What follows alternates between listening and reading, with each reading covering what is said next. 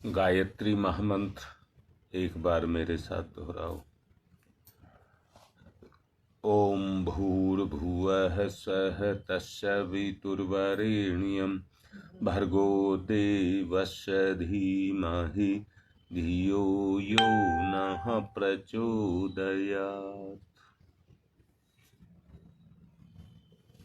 माँ दुर्गा की जैसे हर चीज की पूजा पाठ का एक विधान होता है, ठीक उसी ही तरह से हम दुर्गा सप्तशती के, जिसके अंदर माँ दुर्गा की ताकत निहित है, भाव को समझना, जिसके अंदर माँ दुर्गा की ताकत निहित है, उसके अनुसार हम अपने इस क्रम को लगातार चलाते चले जा रहे हैं। आवश्यकता है माँ दुर्गा के उस अवतरण को, उसकी चेतना को, उसकी शक्ति को अपनी शक्ति में उतारने की। आप जैसा देख रहे हैं, घमासान युद्ध बुराई का अच्छाई के साथ चल रहा है, वैसा ही घमासान युद्ध हमारा भी हमारे संस्कारों के अंदर छुपे हुए उन दुर्गुणों के साथ हमारा भी हो जाए, तो हमारे पाप कट जाएं।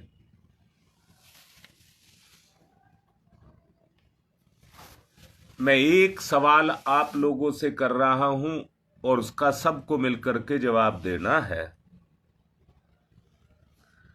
गन्ने के रस को गर्म किया जाए और दूध को गर्म किया जाए तो क्या होगा? मैंने कहा है गन्ने के रस को गर्म किया जाए और दूध को गर्म किया जाए तो क्या होगा? आप इसका जवाब दें। दूसरा एक सवाल और पूछ रहा हूं, सूखी हुई घास के ऊपर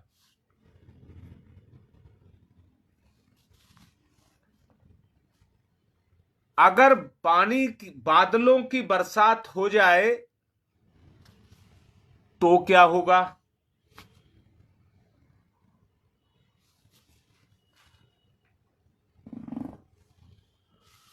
बोलो भाई, अभी किसी ने लिखा नहीं। मैंने 2 सवाल किए हैं, वैसे तो 3 बन गए। गन्ने के रस को गर्म किया जाए, दूध को गर्म किया जाए और सूखी हुई घास के ऊपर भगवान बादल बनकर के बरस जाए तो क्या होगा?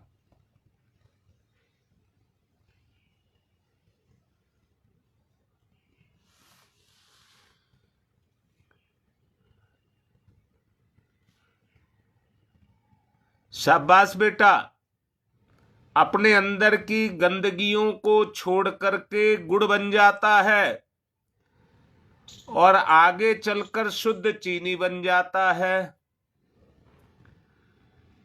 और तप की गर्मी से परिष्कृत हो जाता है। लेकिन दूध को जब गर्म किया जाता है तो बेटा वो मलाई छोड़ता है और फिर भी गर्म करते हो तो वो मावा बन जाता है। अब तीसरी बात आती है, अगर सूखी हुई दूब की घास के ऊपर बादल बरस जाए तो सूखी हुई घास हरी हो जाती है। बोलो, तीनों बात क्लियर आपको हो गई? अब मैं ये कह रहा हूं, अगला सवाल, अगर आपकी चेतना पर मां दुर्गा की कृपा बरस जाए तो क्या होगा? देखो, बुराई को मिटाने वाली शक्ति का नाम दुर्गा। अगर हमारी चेतना पर उसकी कृपा बरस जाए, उसकी चेतना बरस जाए, हमारे सोए हुए तंतु या बुराई में लगे हुए संस्कार मां दुर्गा की कृपा से हमारे अंदर इतनी ताकत पैदा हो जाए कि हम उन बुराइयों को मिटाने की शक्ति अपने अंदर अर्जित कर लें। बोलो भाई, अपनी बात मैंने कही, आपको कितनी कैसी लगी? मूल बात एक ही पर आती है, हमें अपने आप देखिए, भगवान की अनंत शक्ति धाराएं हैं। कोई ब्रह्मा को पूजता है तो कोई इंद्र को पूजता है, कोई विष्णु को पूजता है तो कोई हनुमान को मानता है, कोई किसी को मानता है, कोई किसी को मानता है। सबका अपनी अपनी संस्कार है, परंतु है तो वह भगवान की ही शक्ति धारा। उनके माध्यम से हम परम सत्ता को ही तो मानते हैं।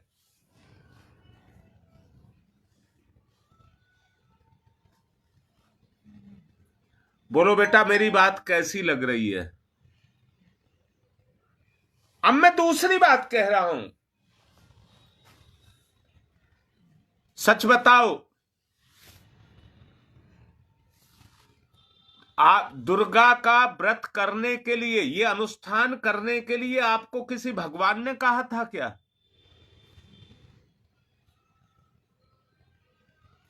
कर तो हम अपनी इच्छा से रहे हैं, पर एक ईमानदारी से बात देखना जरा, क्या आप मां दुर्गा की कृपा को अपने ऊपर बखेर रहे हैं या भूखे रह रहे हैं? या 30 माला जप करने की केवल बकवास कर रहे हैं?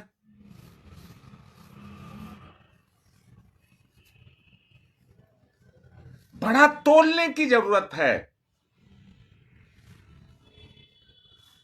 अच्छा पवन बेटा, एक बात बता।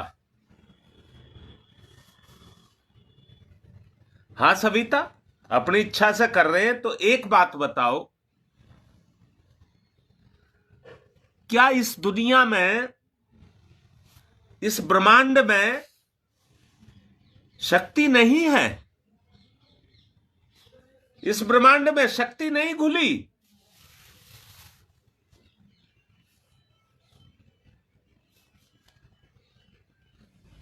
बताओ बेटा, बताओ, शक्ति घुली है ना इस ब्रह्मांड में?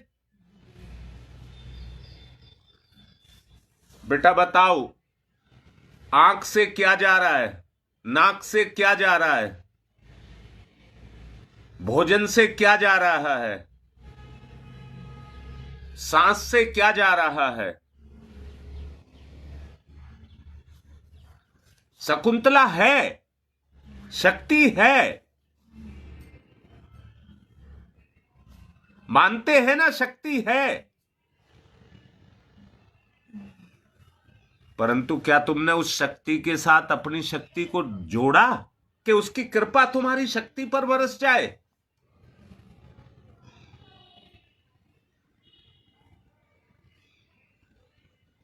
मैंने ही एक बात कही थी, अकेला भगवान भी ऊब गया,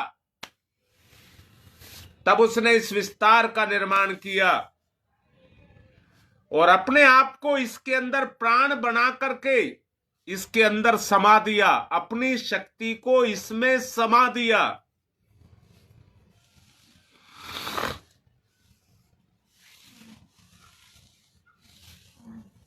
अगर उस शक्ति के साथ आपको संबंध बनाना है, नाक से मशक की तरह से सांस तो लेते रहते हैं, जैसे धोखनी लोहार की चलती रहती है, वैसे ही हम भी सांस लेते रहते हैं।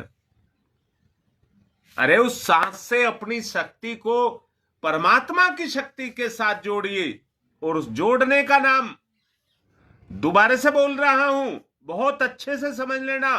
अगर कारण शरीर के साथ जुड़ना है तो भावना, सूक्ष्म शरीर के साथ जुड़ना है तो श्रद्धा, और कारण शरीर के साथ जुड़ना है तो लोहार की मशक। अब तुम ही तोल करके देखो हमारी वास्तविक स्थिति क्या है। मैंने आपसे एक बात का दावा किया था कि जो ईमानदारी से इसको करेगा अनुष्ठान को, उसके पाप कटेंगे।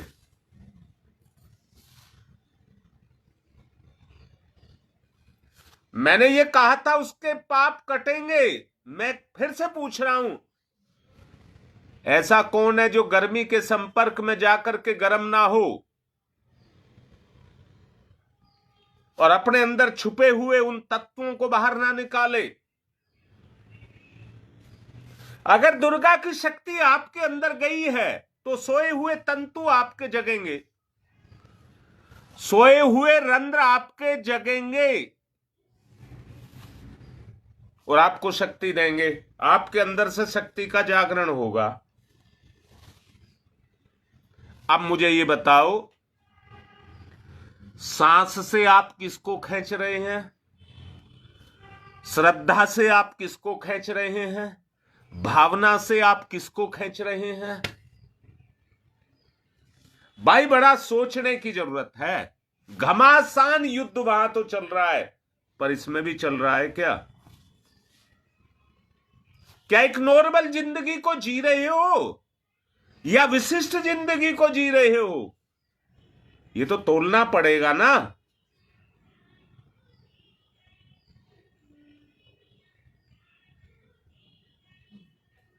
बोलो, तोलना पड़ेगा कि नहीं तोलना पड़ेगा?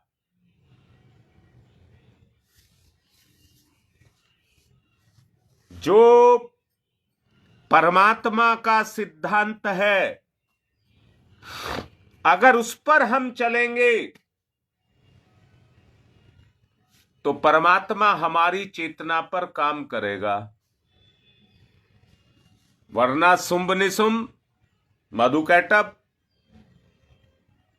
और महिषासुर यही काम करेंगे। अब आपको अपने आप को तोलना है। एक तरफ ये तीन बताए और एक तरफ आपकी अंतरात्मा है। अंतरात्मा की शक्ति जब पाप को मिटाने के लिए खड़ी हो जाती है, मैं फिर से पूछ रहा हूं, जरा अपनी अंतर चेतना से बात करके देखिए। वो शायद एक ही बात कहेगी, अगर तू मेरा कहना मान ले तो तेरे सारे पाप काट दूं। पर हम चलते तो अपनी मर्जी से है ना, अपनी मर्जी चलाते हैं।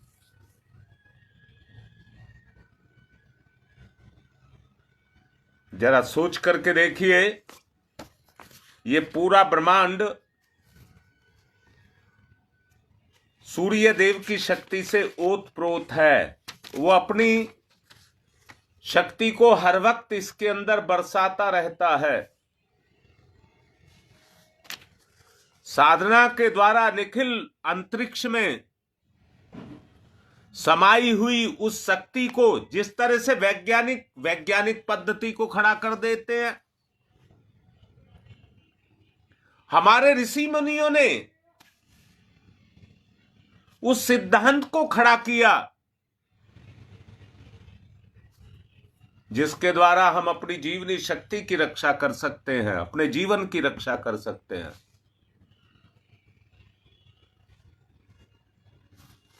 जब हम उसको धारण करते हैं तो इस मस्तिष्क के अंदर वो रोम, वो रंध्र जो शक्ति के स्रोत हैं, जो बंद पड़े हैं और दबे पड़े हैं, वो खुलने लग जाएंगे।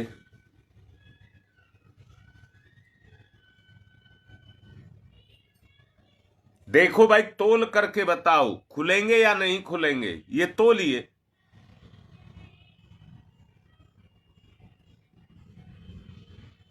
बस शकुंतला यही बात कह रहा हूं, नहीं तो मैं झूठा पड़ जाऊंगा। मैं तो ये विश्वास करके चल रहा हूं, अब जो मैं बोलता जा रहा हूं उसका प्रभाव आपकी चेतना स्वीकार कर रही है। बोलो भाई, सोच करके देखो। हाँ बेटा, कैसे जोड़ें? अच्छा बताता हूं, मिठाई से कैसे जोड़ लेते हो अपने आप को?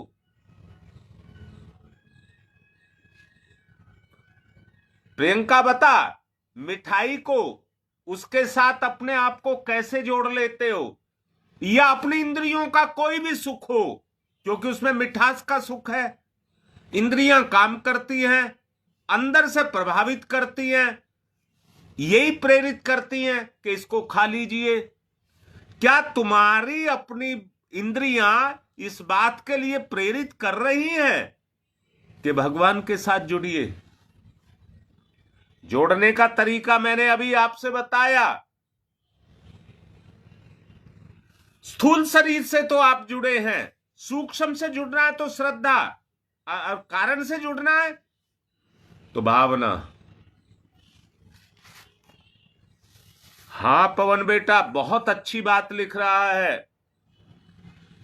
इस स्वार्थ ने हमारी शक्तियों को दबा करके रखा हुआ है। स्वार्थ ने हमारी शक्तियों को दबा करके रखा है। आपको अपनी अंतरात्मा का रस लेना है।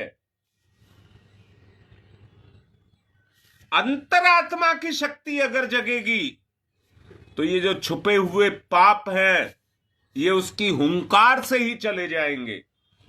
अच्छा, तुम भी मेरे अंदर बैठे हो, क्या वो जानती नहीं है?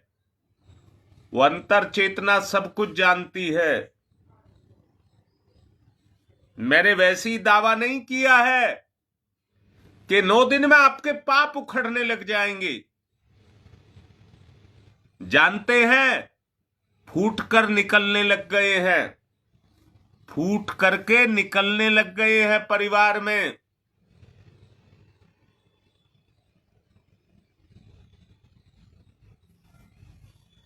और ये भी कहूंगा, जिनके निकल रहे हैं सब मिलकर के उनकी सहायता करिए, उनके लिए प्रार्थना करिए कि वो उस बंधन से बाहर निकल जाएं, वो बंधन से बाहर निकल जाएं। जो प्रकोप है तीनों पापों का,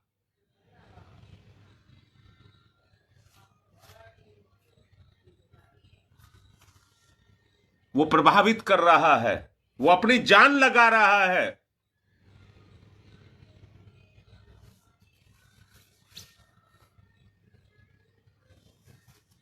कल बाबा राम दिक्कत में है, कल से उसके लिए भी प्रार्थना करेंगे। और कमल है, उसको भी प्रार्थना करेंगे, वो इनसे बाहर निकले।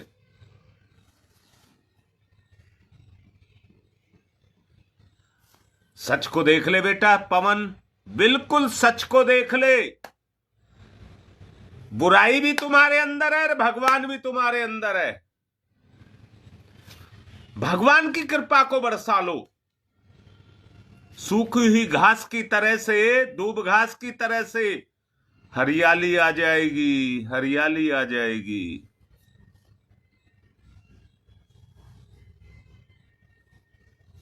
अब मैं ये कहूंगा, क्योंकि समय गुजरता जा रहा है, वैसे तो आज एक ही पाठ है, कल 2 हैं, परसों 3 हैं। बिल्कुल उसी नीति के अनुसार चला जा रहा है।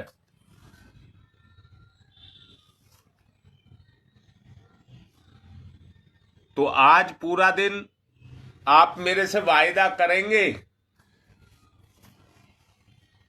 बोलो बेटा, भूल जाओगे कोई बात नहीं, उसको माफी है।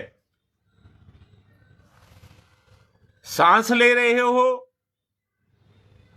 देख रहे हो, यानी कि जितनी इंद्रियां हो उनमें पाप ना आए।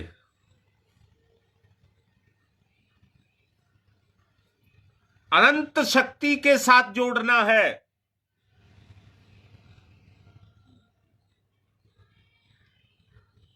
आज से आप उस अनंत सत्ता के साथ जुड़ जाएं कि आपके अंदर ही घमासान शुरू हो जाए। 2 ही दिन बचे हैं, 2 दिन में खेल खत्म करना। जिसको जितने पाप काटने काटिए, वैसे तो आगे तक ये जो कुछ किया जाएगा वो आगे तक चलता रहेगा, उससे गिरना नहीं है, ऊंचा उठना है।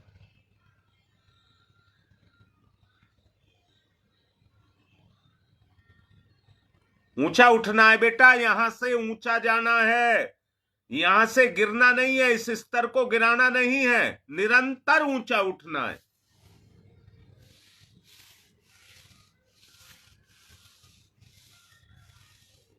अब मैं आपको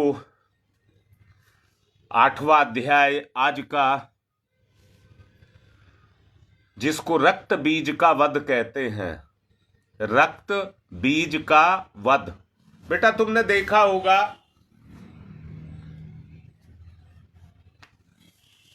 मैं एक बताता हूं, आकाश बेल।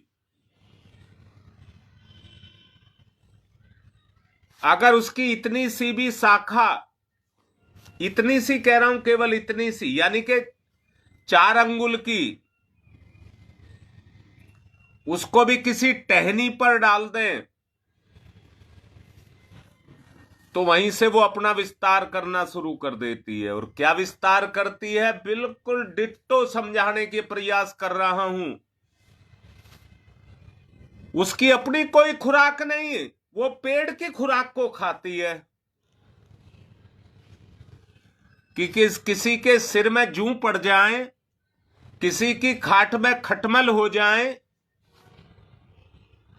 घर में मच्छर हो जाए,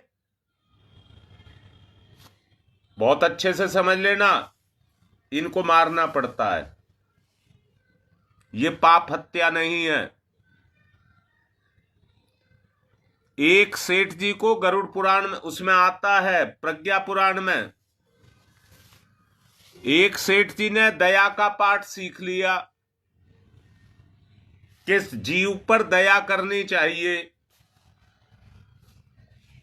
तो उसने कहा खाट में खटमल हो रहे, उन्हें भी नहीं उनको भी नहीं मारना चाहिए।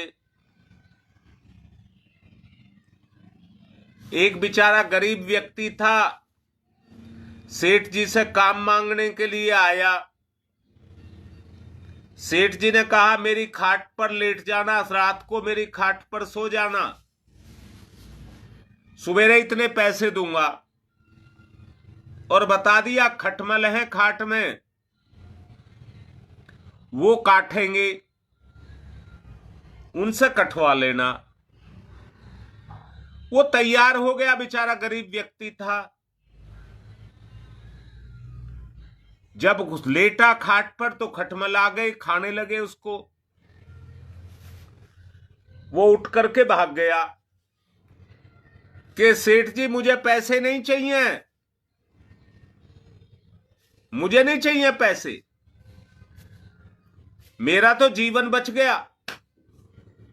अगले दिन सेठ जी ने पूछा, देखा कि खटमल तो भूखे होंगे। उसने दूसरे को किसी को तैयार किया, पैसे भी बढ़ा दिए और ये कह दिया कल वाला भाग गया था, आज हम तेरे हाथ पैर बांध देंगे, खाट के साथ हाथ पैर बांध देंगे जिससे तू भाग ना सके।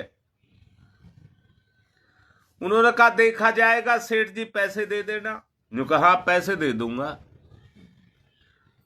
अब सेठ जी ने उसके हाथ पैर बंधवा दिए, खटमलों ने काटना शुरू किया, उसने उछलना शुरू किया और इतना जोर लगाया कि अपने हाथ खोल लिया और उठ करके खाट सहित भाग गया, लेकर के खाट को ही। यहां मैं भी यही बात आपसे कह रहा हूं सेठ जी, कहीं इन पर बुराइयों पर दया करके और इन बुराइयां तुम्हें खा जाएं, मार दें, इससे पहले बुराइयों को मारा जाए, बुराइयों को मारा जाए। रक्त बीज वही है कि दुर्गा जिसको मारती है, आपसे कोई गलती हुई, पछतावा हुआ कि इस काम को नहीं करेंगे, पर जब जोश आता है, जुनून आता है, इंद्रिय रस भरती है, तो हम उसी काम को करते हैं, उसी काम को करते हैं।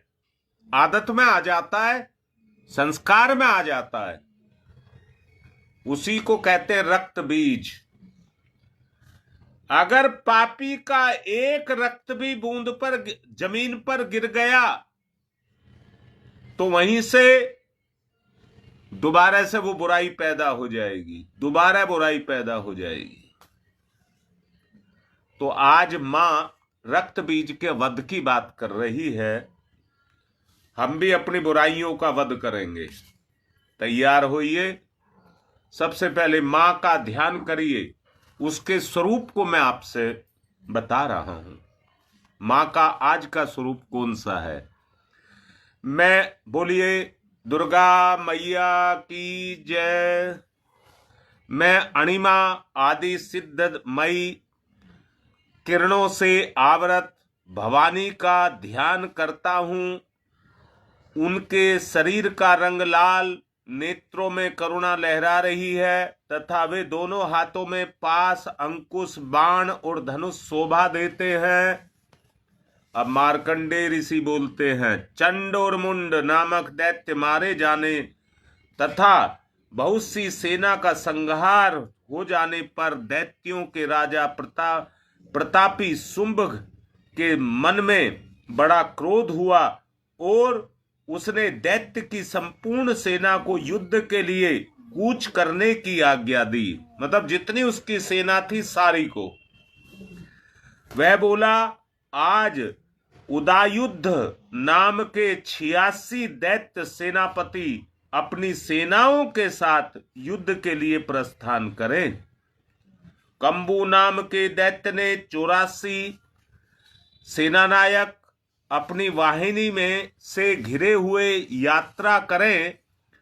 50 कोटि वीर्य कुल के और 100 धूम्र कुल के असुर सेनापति मेरी आज्ञा से सेना सहित कूच करें। कालक, दोहार्द, मौर्य और काल के असुर भी युद्ध के लिए तैयार हों। मेरी आज्ञा से तुरंत प्रस्थान करें। भयानक शासन करने वाला असुरराज शुंभ इस प्रकार आज्ञा दे सहस्रों बड़ी बड़ी सेनाओं के साथ युद्ध के लिए प्रस्थित हुआ। उसकी अत्यंत भयंकर सेना आती देख चंडिका ने अपने धनुष की टंकार से पृथ्वी और आकाश के बीच का भाग गुंजा दिया। राजन तदंतर देवी के सिंह ने बड़े जोर जोर से दहाड़ना आरंभ किया। फिर अंबिके घंटे के शब्द से उस ध्वनि को और भी बढ़ा दिया। धनुष की टंकार, सिंह की दहाड़ और घंटे की ध्वनि संपूर्ण दिशाएं गूंज उठी। इस भयंकर शब्द से काली ने अपने विकराल मुख को और भी बड़ा कर लिया तथा इस प्रकार विजयिनी हुई। उस तुमुल नाद को सुनकर दैत्यों की सेना ने चारों ओर से आकर चंडिका का, देवी का, सिंह तथा काली देवी को क्रोधपूर्वक घेर लिया। राजन, इसी बीच में असुरों के विनाश तथा देवताओं के अभ्युदय के लिए ब्रह्मा, शिव, कार्तिकेय, विष्णु तथा इंद्र आदि देव शक्तियां जो अत्यंत पराक्रम और बल से संपन्न थी, उनके शरीर में से निकलकर उन्हीं के रूप में चंडिका देवी के पास गईं।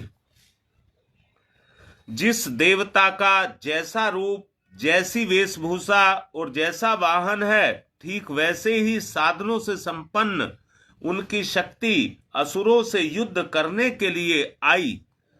सबसे पहले हंसयुक्त विमान पर बैठी हुई अक्षर सूत्र और कमंडल सुशोभित ब्रह्मा जी की शक्ति उपस्थित हुई, जिसे ब्राह्मी कहते हैं। महादेवी जी शक्ति वृषभ पर आरूढ़ हो हाथों में श्रेष्ठ त्रिशूल धारण किए और महानाग का कंकण पहने मस्तक में चंद्र रेखा से विभूषित हो वहां आ पहुंची। कार्तिकेय जी ने शक्ति रूपा जगदम्बिका उन्हीं का रूप धारण किया और श्रेष्ठ मयूर पर आरूढ़ हो उनके हाथ में शक्ति लिए दैत्यों से युद्ध करने के लिए आई। इसी प्रकार भगवान विष्णु की शक्ति गरुड़ पर विराजमान हो शंकर चक्र गदा और षडांग धनुष तथा खड्ग आदि हाथ में लिए हुए आई। अनुपम यज्ञावाराह का रूप धारण करने वाले श्री हरि जी जो शक्ति है वह भी वाराह शरीर धारण करके वहां उपस्थित हुई। नरसिंह शक्ति भी नरसिंह के समान शरीर धारण करके वहां आई। उनकी गर्दन के बालों के झटके से आकाश के तारे बिखरे हुए पड़ते थे। इसी प्रकार इंद्र की शक्ति वज्र हाथ में लिए हुए गजराज ऐरावत पर बैठकर आई। उनके भी सहस्र नेत्र थे। इंद्र जैसा रूप वैसा ही उसका भी था। तदंतर उन देव शक्तियों से घिरे हुए महादेवी जी ने चंडिका से कहा, मेरी प्रसन्नता के लिए तुम शीघ्र ही इन असुरों का संहार करो। तब देवी के शरीर से अत्यंत भयानक और परम उस चंडिका शक्ति का प्रकट हुआ, जो सैकड़ों गिदड़ियों की भांति आवाज करने वाली थी। उस अपराजिता देवी ने धूमिल जटा वाले महादेव जी से कहा, भगवान आप शुंभ निशुंभ के पास दूत बनकर जाइए और उन अत्यंत गर्वीले दानव शुंभ निशुंभ दोनों से कहिए, साथ ही उनके अतिरिक्त भी जो दानव युद्ध के लिए वहां उपस्थित हुए हैं उनको भी संदेश दीजिए। दैत्यों, यदि तुम जीवित रहना चाहते हो तो पाताल को लौट जाओ। इंद्र को त्रिलोकी राज्य मिल जाए। यहां मैं बोल रहा हूं फिर दोबारा से ये बोल रहा हूं, इस समय उभर करके जो आई है वो असुरी शक्ति हमारे ऊपर आई हुई है। देवताओं की शक्ति पाताल में चली गई। देवताओं को उभार करके धरा पर लाना है और असुरों को पाताल में पहुंचाना है। देवता यज्ञ भाग उपयोग करें। यदि बल के घमंड में आकर तुम युद्ध की अभिलाषा रखते हो तो जाओ, मेरी शिवाएं यानी कि योगनियां तुम्हारे कच्चे मांस से तृप्त हों। क्योंकि उस देवी ने भगवान शिव के दूत के कार्य से नियुक्त किया था, इसलिए वह शिवदूती के सामने नाम से संसार में विख्यात हुई। वे महादैत्य भी भगवान शिव के मुंह से देवी के वचन सुनकर क्रोध में भर गए और जहां कात्यायनी विराजमान थी उस ओर बढ़े। तदंतर वे दैत्य अमरस से भरकर पहले ही देवी के ऊपर बाण शक्ति और सृष्टि आदि असुरों की वर्षा करने लगे। तब देवी ने भी खेल में ही धनुष की टंकार की और उससे छोड़े हुए बड़े बड़े बाणों द्वारा दैत्यों के चलाए हुए बाणों को शूल शक्ति और फरसों से काट डाला। फिर काली उनके सामने होकर शत्रुओं को शूल के प्रहार से विदीर्ण करने लगी और खड्ग से उनका कचूमर निकालती हुई रणभूमि में विचरने लगी। ब्राह्मणी भी जिस जिस ओर दौड़ती उसी उसी ओर से कमंडलू का जल छिड़क कर शत्रुओं के ओज और पराक्रम को नष्ट कर देती। महेश्वरी ने त्रिशूल से तथा वैष्णवी ने चक्र से और अत्यंत क्रोध से भरी हुई कुमार कार्तिकेय की शक्ति दैत्यों का संहार आरंभ किया। इंद्र शक्ति के वज्र से विदीर्ण सैकड़ों दैत्य दानव रक्त की धारा बहते हुए पृथ्वी पर सो गए। वाराही शक्ति ने कितनों को अपनी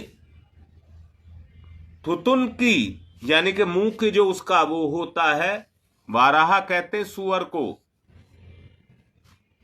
उसने अपने मुंह से उनको मारकर नष्ट किया। दाढ़ों के अग्रभाग से कितनों की छाती छेद डाली तथा कितने ही दैत्य उसके चक्र की चोट से विदीर्ण होकर गिर पड़े। नरसिंहों की दूसरे दूसरे महादैत्यों को अपने नखों से विदीर्ण कर खाती और सिंहनाद से दसों दिशाओं में आकाश को गूंजती हुई युद्ध क्षेत्र में विचरने वाली वो शक्ति चारों तरफ व्याप्त हो गई। कितने ही असुर शिवदूती के प्रचंड और अट्टहास से अत्यंत भयभीत हो पृथ्वी पर गिर पड़े और गिरने पर उन्हें शिवदूती उस समय अपना ग्रास बना लिया। इस प्रकार क्रोध से भरे हुए मात्र गणों को नाना प्रकार के उपायों से बड़े बड़े असुरों का मर्दन करते देख दैत्य सैनिक भाग खड़े हुए। मात्र गणों से पीड़ित दैत्यों को युद्ध में भागते देख रक्तबीज नामक महादैत्य क्रोध से भरकर युद्ध करने के लिए आया। उसके शरीर से जब रक्त की बूंद पृथ्वी पर गिरते तब उसी के समान शक्तिशाली एक दूसरा महादैत्य पृथ्वी पर पैदा हो जाता। महासुर रक्तबीज हाथों में गदा और इंद्र शक्ति के साथ युद्ध करने लगा। तब इंद्री ने अपने वज्र से रक्तबीज को मारा। वज्र से घायल होने पर उसके शरीर से बहुत सा रक्त चूने लगा। उससे उसी के समान रूप धारण करने वाले पराक्रम वाले योद्धा उत्पन्न होने लगे। उसके शरीर से रक्त की जितनी बूंदें गिरी उतने ही पुरुष उत्पन्न हो गए। वे सब रक्तबीज के समान ही वीर्यवान, बलवान तथा पराक्रमी थे। वे रक्त से उत्पन्न होने वाले पुरुष भी अत्यंत भयंकर अस्त्र शस्त्रों के से प्रहार करते हुए मात्र गणों के साथ घोर युद्ध करने लगे। पुनः वज्र के प्रहार से जब उनका मस्तक घायल हुआ तब रक्त बहने लगा और उससे हजारों पुरुष उत्पन्न हो गए। वैष्णवी ने युद्ध में रक्तबीज पर चक्र का प्रहार किया और इंद्री ने उन दैत्यों को गदा से चोट पहुंचाई। वैष्णवी ने चक्र से घायल करके उसके शरीर से जो रक्त बह रहा था उससे जो भी उसी के बराबर आकार वाले सहस्रों दैत्य प्रकट हो रहे थे उनके द्वारा संपूर्ण जगत में व्याप्त हो गया। कौमारी शक्ति से, वाराही शक्ति खड्ग से और महेश्वरी शक्ति ने त्रिशूल से महादैत्य रक्तबीज को घायल कर दिया। क्रोध से भरे हुए उस महादैत्य रक्तबीज ने गदा से सभी मात्र शक्तियों पर पृथक पृथक प्रहार किया। शक्ति और शूल आदि से अनेक बार घायल होने पर जो उनके शरीर से रक्त की धारा पुनः पृथ्वी पर गिरी उससे भी निश्चय ही सैकड़ों असुर उत्पन्न हुए। इस प्रकार महादैत्य से रक्त से प्रकट हुए असुरों द्वारा संपूर्ण जगत व्याप्त हो गया। इससे उन दैत्यों को बड़ा भय हुआ। देवताओं को उदास देख चंडिका ने काली से शीघ्रता पूर्वक कहा, चमुंडे, तुम अपना मुख और भी फैलाओ तथा मेरे शस्त्रपात से गिरने वाले रक्त बिंदुओं और उनके उत्पन्न होने वाले महादैत्यों पर तुम अपने उतावले मुख से उसे खा जाओ। इस प्रकार रक्त से उत्पन्न होने वाली महादैत्यों की भक्षण करती हुई तुम रण में विचरती हुई रहो। ऐसा करने से उस दैत्य द्वारा सारा रक्त क्षीण हो जाने पर वह स्वयं भी नष्ट हो जाएगा। उन भयंकर दैत्यों को जब तुम खा जाओगी तब दूसरे नए दैत्य उत्पन्न नहीं होंगे। काली यूं कहकर चंडिका देवी ने शूल से रक्त बीज मारा गया और काली अपने मुख से उसका रक्त ले लिया। तब उसने महाचंडिका पर गदा से प्रहार किया, किंतु उस गदा ने देवी को तनिक भी वेदना नहीं पहुंचाई। रक्त बीज के घायल शरीर से बहुत सा रक्त निकला, किंतु जो ही वह गिरा त्यों ही चामुंडा ने उसे अपने मुख में ले लिया। रक्त गिरने से काली के मुख में जो महादैत्य उत्पन्न हुए उन्हें भी वह चट कर गई और उसने रक्त बीज का रक्त भी पी लिया। तदंतर देवी ने रक्त बीजों को, जिसका रक्त चामुंडा ने पी लिया था, वज्र, बाण, खड्ग तथा रिद्धि सृष्टि आदि से मार डाला। राजन, इस प्रकार शास्त्र के समुदाय से आहत एवं रक्तहीन हुआ महादैत्य रक्त बीज पृथ्वी पर गिर पड़ा। हे नरेश्वर, इससे देवताओं को अनुपम हर्ष की प्राप्ति हुई और मातृगण उन असुरों के रक्तपान के मद से उदत होकर नृत्य करने लगे। इति मार्कंडे पुराणे सार्वणिके मनवंतरे देवी महात्म्ये रक्त बीज वधो नामक 8वां अध्याय संपन्न। बोलिए दुर्गा मैया की जय। और आपके साथ भी ये सब मिट जाए जो अंदर रक्त बीज के रूप में पैदा होता है, उस सब का संहार हो जाए, ऐसी कामना करते हुए आज के प्रवचन को विराम देने की तरफ चल रहे हैं। ओम तमसो मां ज्योतिर्गमय, तमसो मां ज्योतिर्गमय, तमसो मां ज्योतिर्गमय, अस्तो मां सद्गमय, असतो मां सद्गमय, असतो मां सद्गमय, मृत्योर्मा मृतंगमय, मृत्योर्मा मृतं गमय, मृत्योर्मा मृतं गमय। तमसो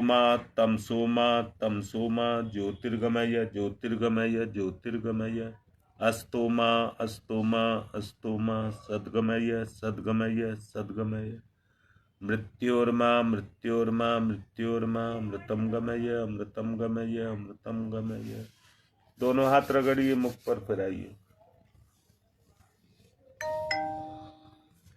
प्रार्थना के लिए आपसे निवेदन कर रहा हूं, बाबा राम के लिए, नीता के परिवार के लिए,